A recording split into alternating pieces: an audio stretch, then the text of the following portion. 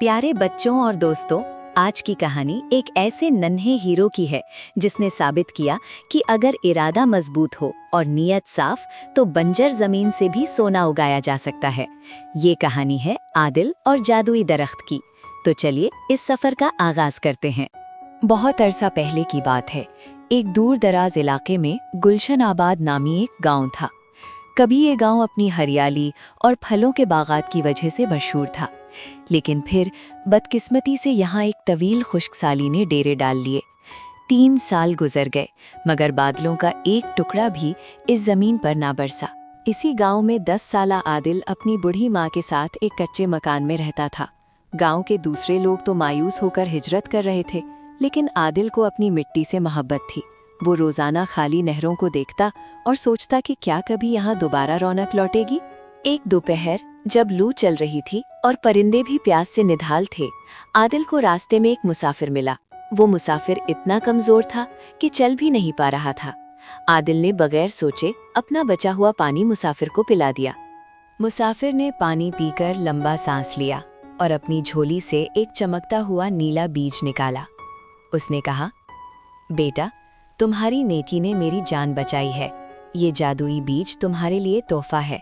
इसे गांव के चौराहे में बो दो, लेकिन याद रखना, इसे रोजाना अपनी मेहनत और उम्मीद का पानी देना होगा। आदिल ने बीज ले लिया और भागता हुआ गांव के मरकज में पहुंचा। उसने सख्त जमीन को खोदा और बीज बो दिया। लोग गुजरते हुए उसका मजाक उड़ाते, अरे आदिल, इस बंजर जमीन में तो कांटेदार झाड़ी भी नहीं उगती, तुम क्या ख्वाब देख रहे हो। लेकिन आदिल ने किसी की परवाह न की। आदिल रोजाना 3 मील दूर एक पुराने कन्वे से थोड़ा सा पानी निकाल कर लाता। वो खुद प्यासा रह जाता, मगर इस बीज वाली जगह को जरूर सैराब करता। हफ्ते गुजर गए, महीने गुजर गए, मगर वहां कुछ ना उगा। लोग अब उसे पागल आदिल पुकारने लगे थे। फिर एक रात एक अजीब बात हुई। आसमान पर काले बादल छा गए और बिजली ऐसी करकी कि पूरा गांव लरस गया। अचानक बारिश शुरू हो गई। ये आम बारिश नहीं थी। आदिल बारिश में भीगते हुए उसी जगह पहुंच गया। देखते ही देखते जमीन से एक कुंपल निकली और वो एक अजीमुशान दरख्त बन गया। इसके पत्ते चांदी की तरह चमक रहे थे और इसकी शाखों से मीठे पानी के झरने बहने लगे।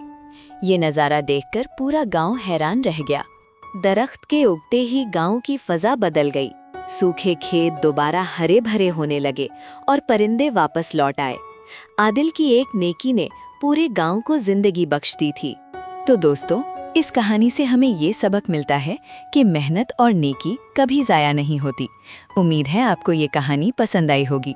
मज़ीद ऐसी वीडियोस के लिए सब्सक्राइब करना ना भूलें। शुक्रिया।